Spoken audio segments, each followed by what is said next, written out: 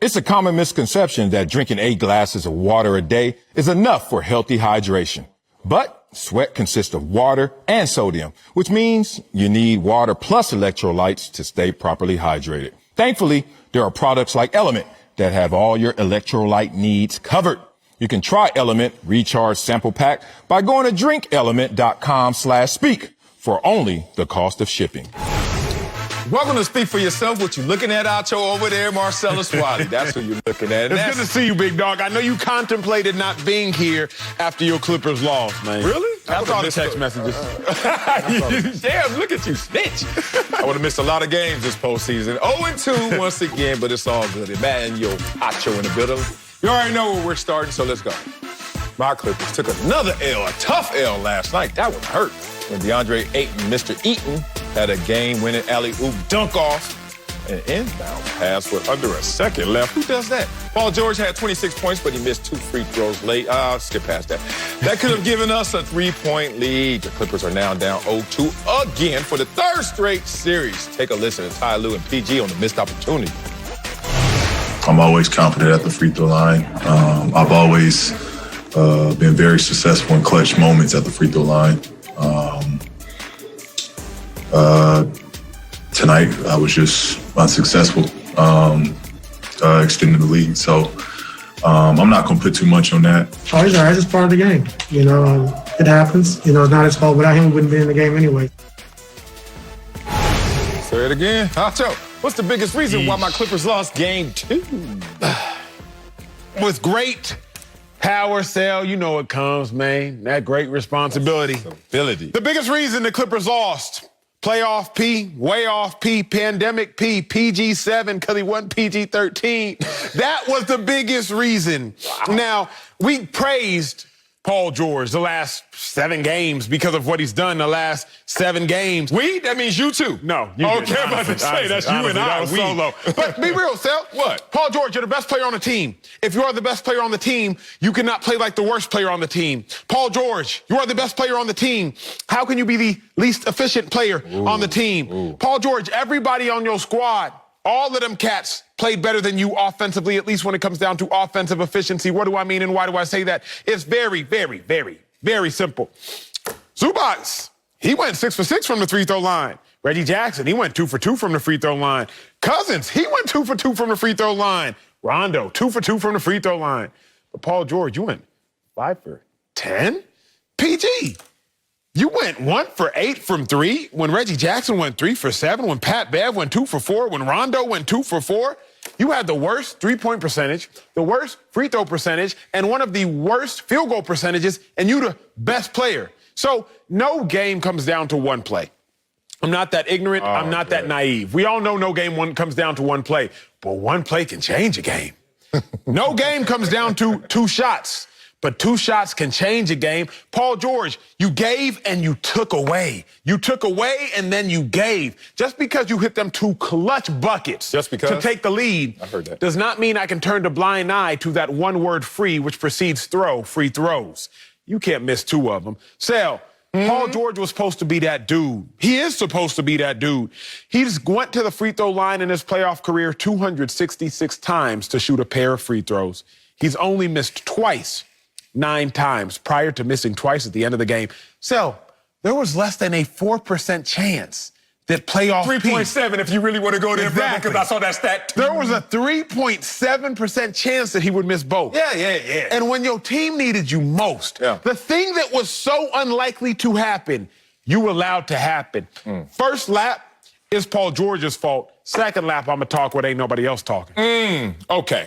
Biggest reason my Clippers lost game 2 is a collective reason, but I got to get specific because Please do. I'm not going to do what you did. You know people out here cutting the cord right now, right? And people not watching TV just the same. It's not destinational like it used to be, right? Don't you ever start off a shows talking about free throws and free throw percentage again. People going to turn the channel. What the hell? Since you want to talk free throws, which team has the highest free throw percentage in NBA history? I wonder. Since you probably the Clippers. What do you mean Does probably? Nothing for him. Hold on. What do you mean probably? Do your work. 3.7 percentage. And it's the Clippers. That's how I do my work. So let's talk about law of averages. You think PG-13, don't you ever disrespect that man, call him 7 again, PG-13 is going to be in that position again and fail in that position again? No, you heard Ty Lue. I'm not listening to you, Emmanuel Acho. Let me get to my real take, and hopefully the remotes are still on our channel after your free throw percentage talk. Here's the thing. If you want to go to the ocean and just stare at the water, you're going to sit there and you're going to say, oh, look at those waves. Oh, man, it looks great out there. It looks fun, tumultuous, all that good stuff. But let's go deeper than that. You want to stay on the surface. PG. Yeah, we know he was inefficient. We know he needs a third person outside of Reggie Jackson to help him since there's no Kawhi Leonard. So on the surface, it's PG. His missed free throws, his inefficient shooting, blah, blah, blah. But really, if you want to go get wet, you want to mess up that hair a little bit, dive into that water. Please. Let's go find what's really the issue with my Clippers right now. Full screen time, it's Marcus Morris. Where you at, big dog? Where you at? I got to go deep sea diving for you right now. Because if you look at Marcus Morris in the first 2 rounds, and then you look at him against Phoenix, you half yourself, bro. You are half of you. I understand you're battling injuries right now. Hey, if you're really hurt, if you're really injured, stay out the game. More minutes for Terrence Mann. More minutes for Kennard or something. Let him get some shooting earlier in the game. But if you're not that injured, then don't come out and give me half of your performance level. That's the problem. 3 for 11 last night, Marcus Morris. I know I could go easily with PG, but PG played us into that game. Let me tell you why. Please This tell me one why. didn't hurt like most of them when we go down 0-2, even though we always recover. Huh? This one didn't hurt the same. Let me tell you why. As you know in football, and I brought this up on our call, the cleanest hits, the hardest hits, the ones that make the crowd go, the one in your mama texting you and trying to call you, but you still on the field, is the ones that don't hurt the most. It's those ones that no one even noticed. It's the one that you just got an elbow just in the wrong position, obtuse angles and stuff like that. But it's the clean ones that makes the crowd react, but not me feel it. That's fair. This was one of those clean losses. Like, look, dude, we ain't out there playing as a collective. Right now, we don't have a third guy. Right now, we're letting them get into the paint. All the things that I mentioned pre-show, pre-game that are now coming up in the actual game made this a clean hit. Clippers down 0-2 again. We're fine. We've been in this position before. Every single time we come out on top victorious. But if you want to know the reasons, Paul George, surface ocean level. Look at those waves. You really want to get wet? It's Marcus Morris. No, it's not Marcus Morris. Marcus And I Morris. don't even like disagreeing as much as I like discussing. Okay. Here's why it's not Marcus Morris. I'm I'm listening. not going to fault the 3rd to 4th best player on this team. Well, he moves up because guess who's gone? That's why I said 3rd to 4th. Now he is the 3rd. I'm not going to sit here and be like, oh, it's Marcus Morris's fault.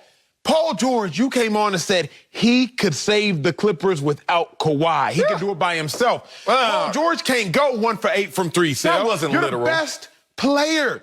Because here's what we do. When Paul George plays great, we applaud him. But then when he does not, we just look away. When Marcus Morris plays great, we don't pay any attention. But then when we don't, when Marcus Morris. Remember game No, don't do 5 that. against the Jazz when Marcus Morris gave you 25 points? Like, Marcus Morris shows up even as the 3rd best player. So I can't fault you Marcus kidding me? Morris. Now, what I will say is this. What? You're only as strong as your weakest link, and you are only as intelligent as your most incompetent player. You want me to agree with that? When I look, it's just true. I'm thinking. It's just true. We have some sorry players. You're We're only, still you're okay. only as incompetent. But You're yeah, only I as hear smart you. as I your hear you. most incompetent player. That last play, can we look at it one more time when Crowder throws the inbounds pass to Ayton, a.k.a. Eaton? Can All we the look at it fouls one more that we time? gonna see? Let's see all these fouls. Because here was the most important thing on the last play. Boogie Cousins, he's defending the inbounds pass. Boogie Cousins, why are you standing straight up? Why don't you shade towards the basket and make Crowder throw it out to the three-point line? You're 6'10", and at one point in time were as athletic as can be. Boogie Cousins, you stand straight up, therefore Crowder still has a perfect pass to the right at the basket and allows Ayton to make it. If you really want to dive deep beneath the surface, who do I blame? I blame the 6'10" center that's standing in front of Crowder that allows Crowder to throw a perfect pass. When you are looking at a game plan, like the Clippers did right before that play, the game plan on paper says one thing. Okay, Boogie, stand in front of the inbounds passer and make yourself as big as possible. But common sense always takes over in a game. And what common sense should say is, if Jay Crowder has 0.9 seconds to get the ball somewhere for somebody to thus shoot it, I should probably stand in the way of the basket because the only way they can beat us is, one, if they get the ball in bounds, and two, if they get the ball from inbounds into the basket. So I should do the best job to defend the basket. You're only as strong as your weakest link, and you're only as smart as your most incompetent player. And Boogie Cousins at that point on that play showed a lot of incompetence. Cassell, common sense says, Jay Crowder, you have to go one place with this ball. You got to go towards the basket. Let me shade the basket. When I saw that, I don't want to blame Ty Lue. Because every now and then players have to play the game. I'm not going to blame Ty Lue. I got to blame Boogie on that one. Man, you are funny, boy, and you can distract me easily because I'm so emotionally connected to you. So when you say stuff, I really want to go where you want to go. There's something that tells me, my higher agent just tells me, don't go there with Acho. He ain't going nowhere. You just clown me for clowning the third best Clipper, and then you went to our 12th best Clipper. And to our Boogie, you're our weakest link, and Boogie at the 12th best Clipper, and so you in this position. I don't want to hear about Boogie and where he should stand. So he has no fault in that. You know what you're doing right now? And we both started off doing the same shows, so don't act like I don't know why you're doing this. You're doing that result-based analysis. You're doing what everyone did with Aaron Rodgers when it was 3rd and 8. Why didn't you run? Well, that's easy to say after he doesn't get the first down, but in the moment, or the touchdown, in the moment, he shouldn't have ran. Did y'all see them defenders that he saw? He was like, nah, B, I ain't running. I hate this result-based analysis. Now we're going to correct everything retroactively. No, we're not. We're going to stick to the script. And it's Paul George. We're in agreement. Why are we beefing? It's Paul George, yeah, but he can't do it by himself. So Paul George, Reggie Jackson are looking around. Where's our help? Paul George and Reggie Jackson haven't seen another player score over 15 points in this series. Think about that. Okay, whatever. Marcus Morris is the reason why I keep focusing in on what's really the catalyst. Not the big star, not the big headline, the catalyst to our issues. We are 6-0 in the playoffs when Marcus Morris is 50% or better. When he's under 50%, all of a sudden we're 2-7. We saw him last night, once again, 3 for 11. That's under 50%. There's a direct correlation with our success and Marcus Morris, especially without Kawhi. But I got a question then. I got one very simple question. Because you're right. We are saying the same thing. Obviously, it's Paul George. Obviously. But beyond Paul George, who else is it? Here's my issue. Are we even allowed to look beyond Paul George because of who Paul George is and is supposed to be? Game 1, Devin Booker drops 40, Ayton drops 20. No other Sun had more than 12 points. Okay. Devin Booker isn't looking around like, come on, Bridges. Come on, Crowder, you 3-and-D. Come on, Campaign. Devin Booker's like, yeah, y'all are my 3rd, 4th, 5th best player, but I am the best player, so I'm going to make up for any sort of shortcomings that you all have as the 3rd, 4th, 5th, and 6th best player. We talk about Batman and we talk about Robin. We don't talk about Catwoman. No sexist here. But we don't talk about Catwoman. We don't talk about the police officers. We don't talk about, I think John Gordon before he became Two-Face or whatever, not John, whoever he was. Like, we don't talk about all them other cats. We talk about Batman and we talk about Robin. We don't talk about the other townspeople that happen to work out and also be able to contribute a little bit. We talk about the top 2. So when I talk about PG, I talk about Reggie Jackson. Really? So I don't want to have an oxygen tank, goggles, and a scuba mask to have to go so deep into the weeds to figure out who else is at fault. Really? I can just look behind me. You don't want to go in the weeds, but you want to pick out and highlight Boogie Cousins? I don't know what part of the earth that is if that ain't the weeds. That is so deep. But go ahead and do what you do. You know why we ain't got to dig in the weeds for the Suns? 1, they have won the first 2 games. But 2, they had 1, 2, 3 players score over 20 points last night. Payne, Ayton, and Booker. Ain't no weed digging. We already see them. Tall grass, all standing up. We balling, we balling, we balling. All we want to do is make sure we can say the same thing.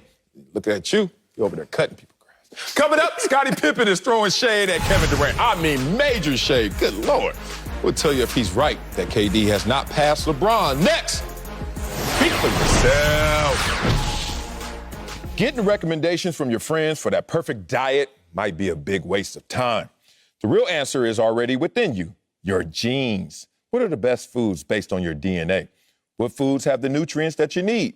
How quickly do you metabolize caffeine and alcohol? Don't guess. Use the code Speak for Yourself for $20 off a Geno Palette DNA kit.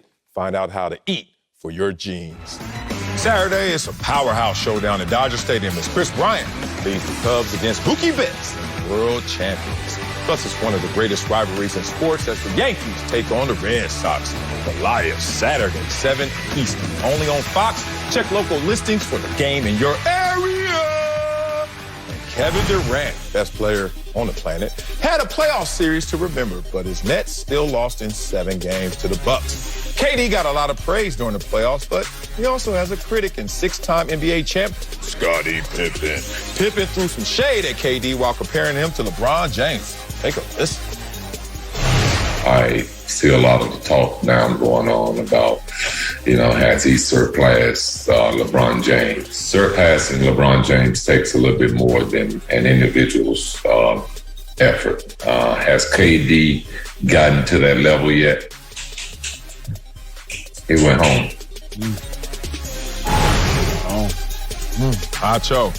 Scottie Pippen right about Kevin Durant in his home? Obviously, he reading my quotes. Scottie Pippen saying what I've been telling y'all this whole time. Kevin Durant, although he might be one of the greatest scorers of all time, there is a great chasm between greatest scorer and greatest player. And Kevin Durant has never traversed into that conversation of greatest player of all time. I told y'all right now, KD the greatest player at this current day, at least he's the greatest scorer. But Scottie Pippen hit the nail on the head. America, as much as we all love Kevin Durant, and some of us love him more than others, but as much as we all love Kevin Durant, he's never had to carry a team in the means in which LeBron James has had to carry a team. Relax and save your energy, because this one's going to hurt now, Sal. Even KD, when he took the Thunder to the finals, Harden was giving him 18.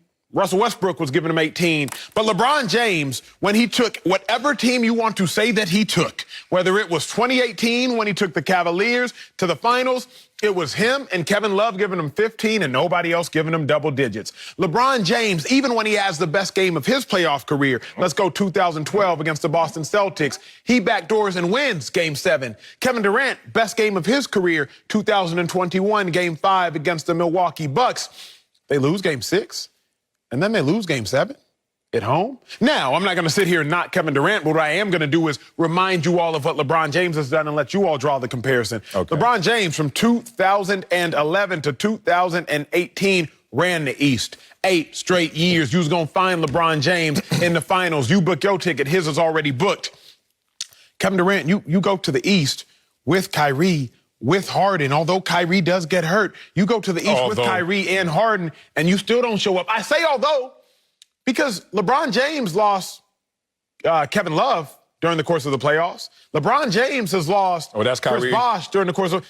Yeah, third best player. You just told me that Kevin Love only gave him 15, and now he's Kyrie. He is Kyrie, because he's the third best player out of the big three. LeBron James had Kyrie and had Kevin Love. Kevin Durant has James Harden and has Kyrie. That is the same thing. Furthermore, LeBron has lost Kyrie before. 2018, I told you, but we ain't got to go there. LeBron lost Kyrie during the course of a finals run and still won games when he shouldn't have won none. Kevin Durant has not had to lead like Scottie Pippen has said. Here's the beauty. Because Scottie Pippen has said it, now y'all, maybe not you, Sal, but now y'all will listen, because Scottie got 6 rings. I was saying it and y'all ain't want to listen. I was a football guy. But let the best Robin of all time and a 6-time NBA champ say it, and now y'all got to put some respect on something that was already intelligent. It just needed another author. No, it didn't need another author. It's just another person reading the wrong script. It's okay, though, and I'm going to take a shot at you and Scottie Pippen. Ain't nobody walking this planet that can't take a shot. And you, too, Scottie Pippen. I don't know if that's hand sanitizer or some drink behind him, but whatever it was, it got into his system. Let's just talk about that. You are tripping. What is Scottie Pippen? You see where you pointed. You pointed somewhere over that's there. these DN. You wanted to point at me. These defensive line figures. figures. He throwing at the wall. I ain't tripping. All right, you ain't tripping. We agree on this one as well. But we got to clarify what we agree on. Okay, LeBron is the GOAT to me. LeBron's the best basketball player to ever play. Yes, sir. The game of basketball. Yes, sir. All the way from Canada, Naismith. Yeah, everybody going to name. Where's the butt? Huh? What's the butt? There's a butt coming. What is Scottie Pippen answering in terms of what Kevin Durant needs to learn from LeBron James? So his question was really not about LeBron James or Kevin Durant, who's better. He turned it, he kind of morphed it into it. But the question was really like, what do you think about Kevin Durant this postseason?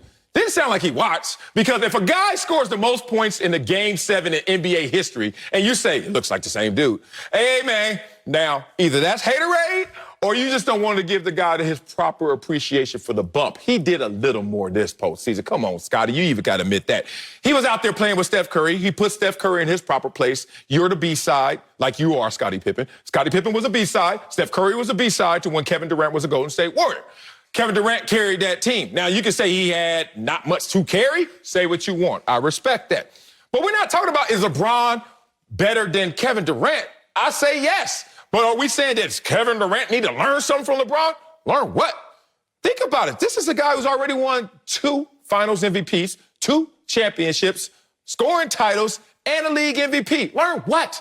What are y'all talking about? Kevin Durant has everything he needs. Steve Kerr goes on record saying he's the most gifted player maybe ever. He goes on record saying he's the most talented basketball player on earth, if not all time.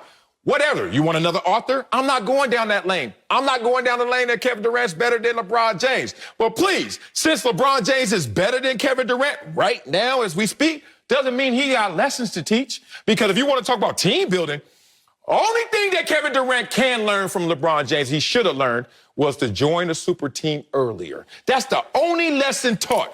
In 2010, when LeBron was a Miami Heat, the Heatles, Kevin Durant was getting so small market loyalty. Trust me, I know small market loyalty. I play for the Buffalo Bills. And it's easy to sell it because they walked up to him, they walked up to Westbrook, and they walked up to Harden, but they didn't have enough for Harden, so Harden went to Houston. $50 million offer versus an $80 million offer. But Durant and Westbrook admit this. 2010, 11, 12, 13, 14. We're like, why y'all still at OKC? Oh, we know why. Loyalty, loyalty, loyalty. Same thing trapping Damian Lillard up there in Portland. It's the same medicine. But one day he looked up and saw LeBron reaping all the rewards for that sacrifice, for taking that heat and criticism. That's the only thing LeBron could teach Kevin Durant. The rest, Kevin Durant got on his own. No, here's the thing. Here's what I'll give, and we'll go meet in the middle a little bit. Come on. Scottie Pippen said the right thing at the wrong time. Ooh. That's where I'll give it to you. He said the right thing at the wrong time. Let's go. When somebody is coming out of the weight room, that's not the time to tell them they're obese. They working on it. Okay, like this ain't the time to tell Kevin Durant he's still got stuff to improve on. He clearly working on it. Scottie said the right thing at the wrong time. What is the right thing? The right thing is, Kevin Durant, you still have yet to lead a team without a group of stars. LeBron James. LeBron, wait, which team? Anthony Davis is not a star. He was top 5. You can go 18 or you can go 20. A group of stars. He didn't lead them. Plural. Stars. No. With an S at the end. Lead them where? Scottie Pippen prefaced this by saying, lead them to a championship. This is about victory. So they didn't win in 07. Okay, then at least you have to at least respect 20, sir. You at least, because Anthony Davis is a star, singular. Yeah. Kevin Durant had stars, plural. But he also got averages. He got people that showed up in star moments, KCP, etc. Okay, that's a great point. That's a great point. But he's not a star. He's not a star. He's not a star. We know But that. he showed up like What do they say? Even in football or on the basketball court first, they say passer makes shooter. Football court, great throw, great catch. So when you talk about Kevin Durant, maybe, I don't know, you got to go back and break down the tape, et cetera, et cetera. Yeah. But what Scottie Pippen did say is KD has to learn how to make others great around him. He can't. And I don't think KD has learned how to make others great around him. He can't. He didn't grab the birth certificate and say, what's your name? Joe Harris. Nah, you 0 for Joe. He turned it to 0 for Joe. Kevin Durant gave him buckets. He had wide open buckets in that game 7. You watched it. That's true. 0 for Joe. Like, look, Jordan could pass it to Kerr, Paxson, all them. If you don't make the bucket, sometimes Jordan falls short. But let me ask you a question, and we didn't necessarily see the fruits of the labor this time around, but as a Laker fan and as somebody who's an NBA analyst, you watch all the Lakers games this playoffs. One of the most memorable moments for the Lakers was not anything that happened during the course of play, but what LeBron James said to KCP when he was missing shots, and he said, hey, I pass it to you to still shoot the ball. I'm not directly quoting, but KCP was going 0 for, worse than Joe was going 0 for. And Bron said, when I pass it to you, big dog, shoot. I think that's a part of what Scottie Pippen is talking about. Kevin Durant is one of the greatest singular players and solitary players of all time. One-on-one, I might take Kevin Durant over anybody, probably except Kobe and Jordan. But I would take Kevin Durant above just about anybody else to ever play the game. But what Scottie is saying is, KD, are you also great enough to make everybody else around you great? You're right. Kevin Durant can't necessarily take blame for 0 for Joe being 0 for Joe, but maybe Kevin Durant could help Joe Harris be greater. LeBron James can't necessarily take blame for KCP and his struggles this playoffs, but LeBron James was trying to help KCP be even greater in a moment in which we saw maybe KD's doing things we don't see. Maybe he is. But LeBron James is doing things that we have seen. Yeah, I hate being in this impossible position, listening to Scottie Pippen and trying to translate what he was really trying to say because he didn't necessarily say it concisely. But I can't make sense out of nonsense. It ain't nonsense. It is nonsense. If LeBron James was handing out a manual in 2010 of like, look, the top echelon players like a Kevin Durant, this is what you should do, I would respect everything Scottie Pippen gonna say. But LeBron James got a 6-year head start on Kevin Durant in the way he playing ball now. Kevin Durant got late to that party and decided, okay, the super team route does work. But LeBron been on that 6 years earlier, and was in the league 3 years before him. And guess what? Only has 2 more rings. So let's talk about why this doesn't make sense beyond that. Scottie Pippen, you're talking to the 5th leading scorer in NBA history, 3rd leading scorer in postseason history?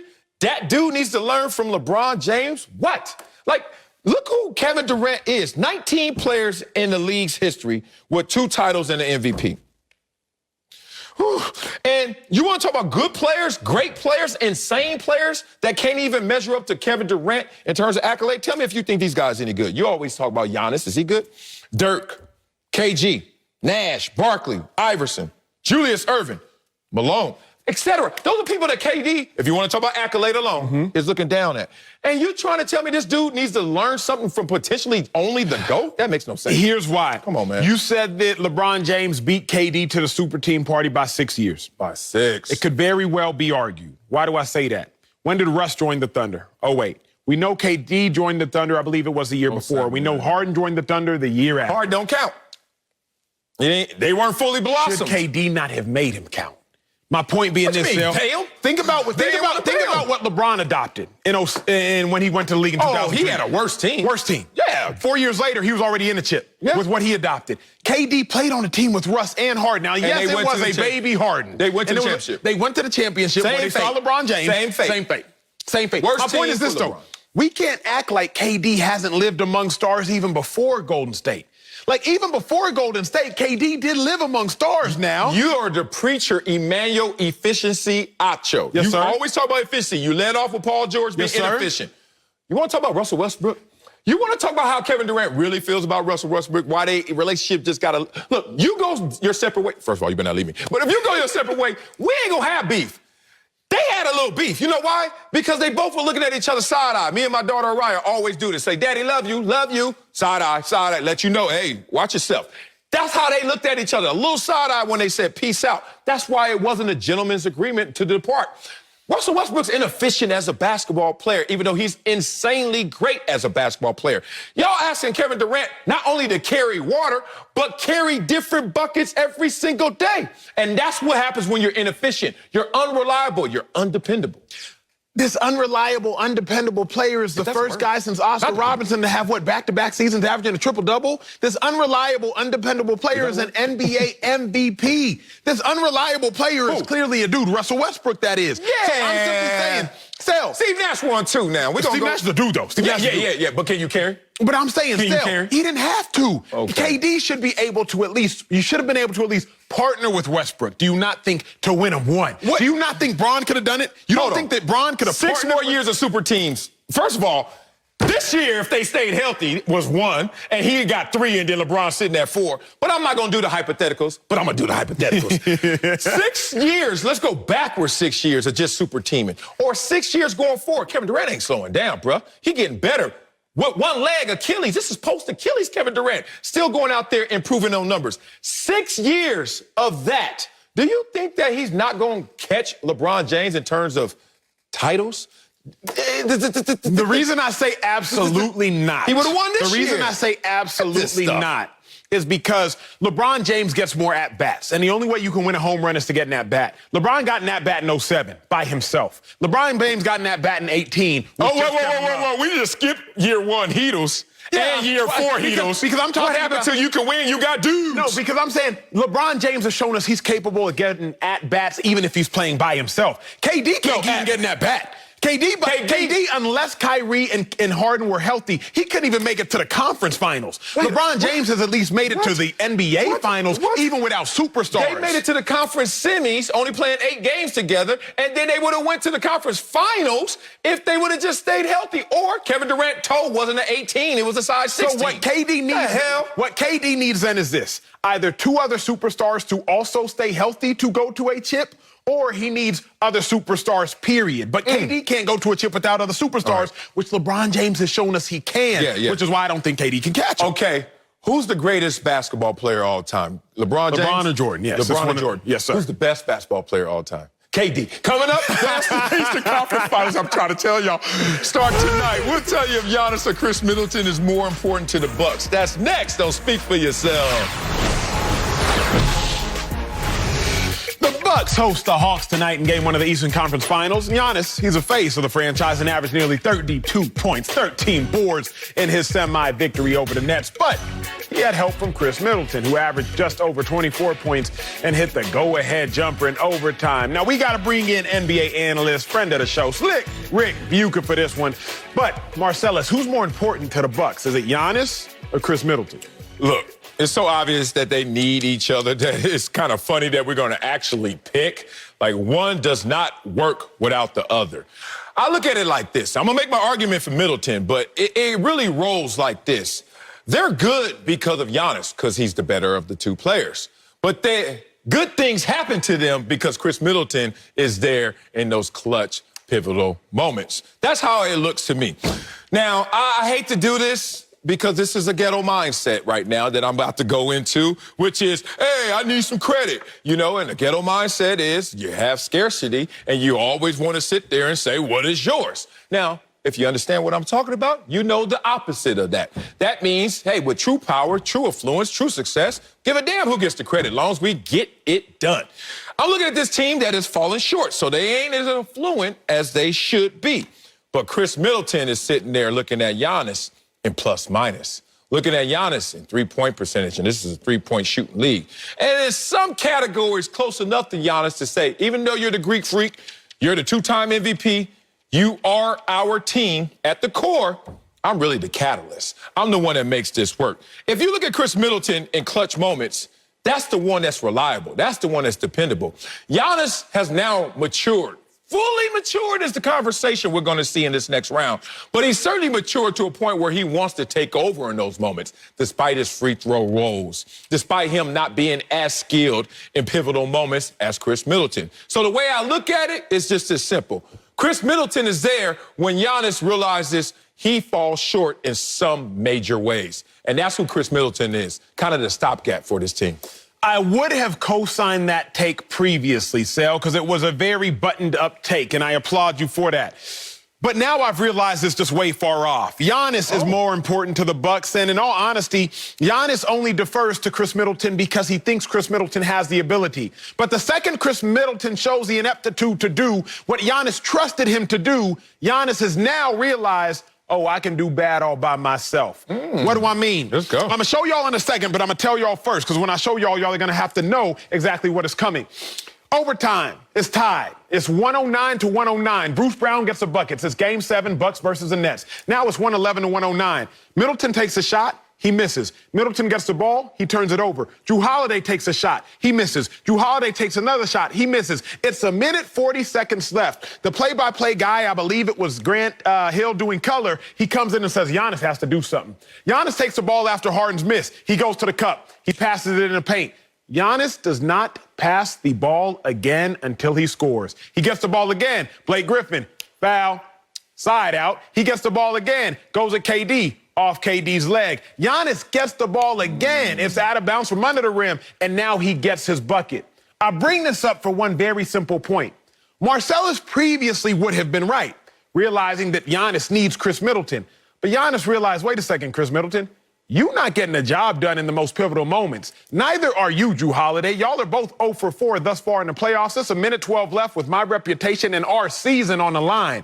I'm not passing this rock again until I tie the game up. Giannis goes down, he ties the game up. Giannis is the most important player, and the only time Khris Middleton shows that is when Giannis truly allows him to show that.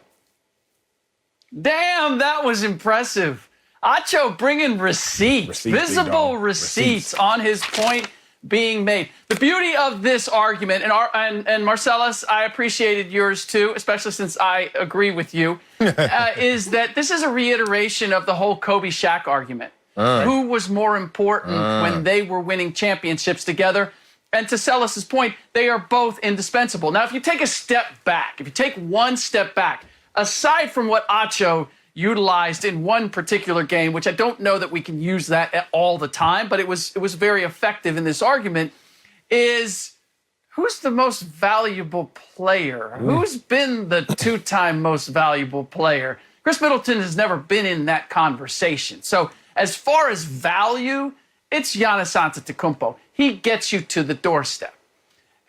But I spent all morning trying to look at this and come up with something concrete that we could look at that says over the course of these playoffs, who is more important? And they're both important, but it is more important that Khris Middleton plays well. Can I have my full screen? Uh-oh, Slick got a full screen, baby. Slick got a full screen. Morning on. I got a full screen. Look at the difference between wins and losses. The beauty of Giannis Antetokounmpo is that he consistently gives you something, wins or losses.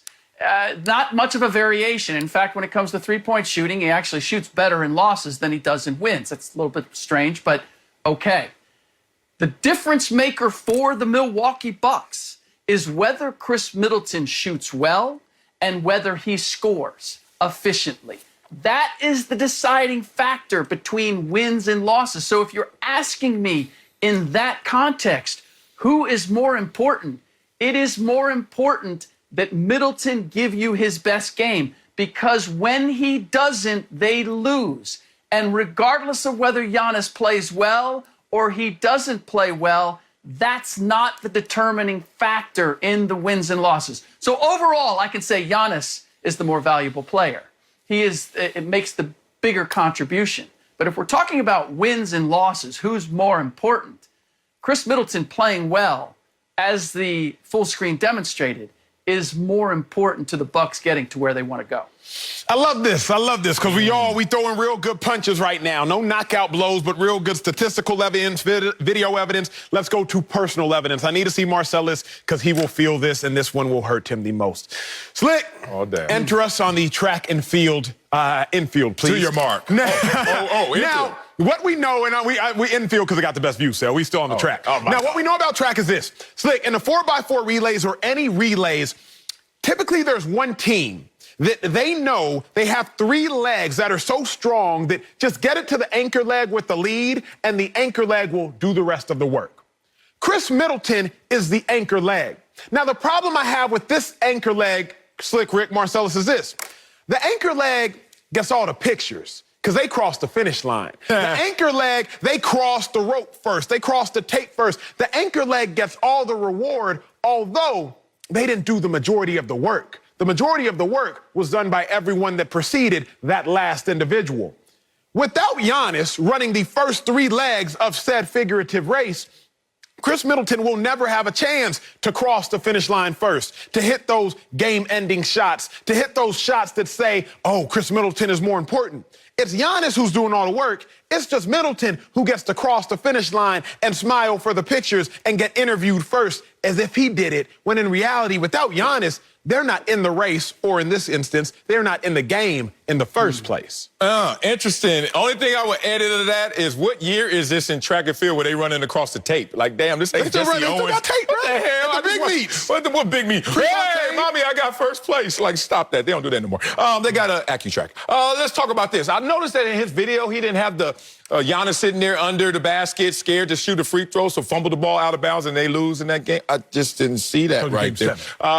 You highlighted the variance of Khris Middleton really highlights his importance to this team in terms of wins and losses, playing well or not. We know he's better at the three-point. We know he's better at free throw, but add it all up, plus minus. When Middleton's on the court, they have a higher plus minus than when Giannis is on the court. But let's personalize this really fast. Acho, before you came here, big dog, man, I've been here. And now I do all the work. And you just cross the finish line and get the pictures and the Emmys and the Rolex shopping and then writes the books on racial harmony and hangs out with Oprah. But I do all the work. So, yeah, you know what? You can feel good about yourself. You're important. Actually, you're more important, but I'm honest. Speaking of Milwaukee, Hawks, Bucks, Eastern Conference Finals, I like to be honest. Game 1 is featured on the free-to-play Fox Bet Super 6 app. Download the app and answer 6 questions about tonight's game for your shot to win $1,000. Coming up, the Clippers. Yeah, I heard. We're down 0-2 in the series again. We'll tell you if we can come back. That's next on Speak for Yourself. You can't be Giannis until you can say his middle name. Well, Sel had a rough night, but still glad he came into work today because the Clippers lost a wild one if y'all did not see it. DeAndre Ayton, a game-winning alley-oop that they call in the Valley-oop. That dunk off the inbounds pass. Now, the Clippers are now in an 0-2 hole for the 3rd straight series. After the game, point guard Pat Beverly said, quote, "We respond well in the trenches. We'll respond well. We always do." Close quote. Lickety Rick is back with us, but Marcellus, can the Clippers come back from down 0-2 again? Do I look bothered? I'm over here looking at notes, and it ain't show notes. I'm just over here doing email. I'm over here just like checking my receipts that everybody who's clowning right now, that clown last series at this time, that clown the series before that at this time, y'all are starting to sound redundant. Don't regurgitate those same takes. Come on, y'all. You know what this is. This team is up 2-0. We get it. And we understood that they took care, look at your face. They took care of home court. That's what they're supposed to do, right? They say a series isn't won until you win one on the other court. All those cliches. Forget all that. What we do is play chess. We know Ty Lue is sitting back saying, I got to play with these lineups. You saw Zubac start in the game, too. Kind of worked out for us as well. Now, here's the kicker, and this is going to sound like blasphemy. Slap my own lips before the words come out my mouth. Chris Paul, you know you're the homie. You know I love you. But when you come back, the road for us winning this series is going to get easier, not harder. I'm going to tell you why. Chris Paul, he going to change the pace of this series. He going to change the pace of play. And I need him to. Because, damn it, they had 60 points in the paint because Cam Payne just lives in the paint, along with DeAndre Ayton. Chris Paul lives on the elbow outside the paint. We love that about you, Chris Paul, because that's what we can defend better. But right now, until Chris Paul comes back, we've been struggling with this new dynamic of Devin Booker playing point, Cam Payne playing point, living in the paint, DeAndre Ayton, which was already a mismatch, blah, blah, blah. All I'm telling y'all right now is, with Chris Paul's playoff woe history, watch this narrative. Chris Paul comes back, and all of a sudden, Phoenix Suns lose. Chris Paul comes back, all of a sudden, Phoenix Suns lose. Remember up 3-1 before? Remember the hamstring, Game 5, Houston? All those things going to start the domino effect. Y'all want to keep clowning playoff P? Chris Paul and his playoff woe is about to come out and be highlighted as well. That was a good take. Love where you went, Celis, and I'm with you. Look, they've been in this situation before, and the same elements have put them there. Ty Lue is experimenting with his lineups. Hasn't figured out exactly what he wants to do, but he's searching for that formula. I would expect that he's going to find it like he did in the previous two series. Marcus Morris has not shot the ball well in the first 2 games. Same as he did in the first 2 games in the previous 2 series. He ultimately found his way. And one other factor is Reggie Jackson not being, while having good numbers, not being a fourth quarter factor the way he has in some of the biggest games in the previous series. Has not been that in this series so far. And I know it sounds crazy to suggest that Chris Paul would make them not as good as they've been with Cameron Payne. But the numbers don't lie. If you look at Rajon Rondo's Chris Paul's numbers against Rajon Rondo historically, they are not as good as what Cameron Payne has done in these first 2 games, because at 26 years old, his ability to turn the corner and get to the cup is much, much better than what Chris Paul is. I like the Rajon Rondo versus Chris Paul matchup a lot more than I like what I've seen from it with Rajon Rondo against Cam Payne. So, as crazy as it sounds, you're on to something, Celis. And regardless of what happens with Chris Paul and with Cam Payne, the Clippers have demonstrated that they can pull out of this, that they have the wherewithal to pull out of it. And I can't ignore the fact that they should have won. They could have won both games and should have won game 2. Slick Rick, I'm going to give you something, big dog. Well, first off, Marcellus is on to something, and it's illegal in most states. But I'm on that Jay Williams. But I'll say this, Slick. Numbers do not lie, and figures do not lie, but liars do figure. And you and Marcellus both figure that by bringing in a Hall of Fame point guard, a top 5 point guard of all time, the Phoenix Suns will be worse. Whatever. Y'all are the astute analysts. I'm just up here trying to do my job. You ain't right. The reason the Clippers aren't coming back from this hole is, remember, down 0-2 at the Mavs, you still had Kawhi. Kawhi helped you win 2 games. Down 0-2 to the Jazz, you still had Kawhi. Kawhi helped you win 2 games. Down 0-2 to the Suns, you're going to have to win 4 games without Kawhi. Previously, you only had to win 2. That was doable. This, not so much. Coming up, Davante Adams is supporting Aaron Rodgers' absence, but we'll tell you how he really feels about his quarterback. That's next. Beefy as hell. How long you been a pessimist? I mean, just negative. Aaron Rodgers, come on, man, come back. You know you're a holdout for the Packers mini camp, and reports say he might not show up for training camp next month. Damn. But Davante Adams still has his back, saying the team is going to love him the same way when he returns.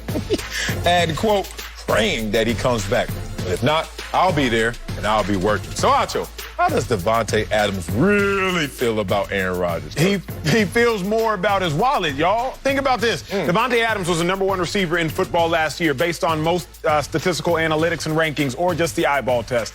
He's the 18th highest paid wide receiver this year. He's also going to be a free agent at the end of the season. What Adams is saying is, hey, I love Rodgers, but I love me some me. So if he comes back, great. If he not, I still got to get mine because ain't nobody worried about me more than me getting mine.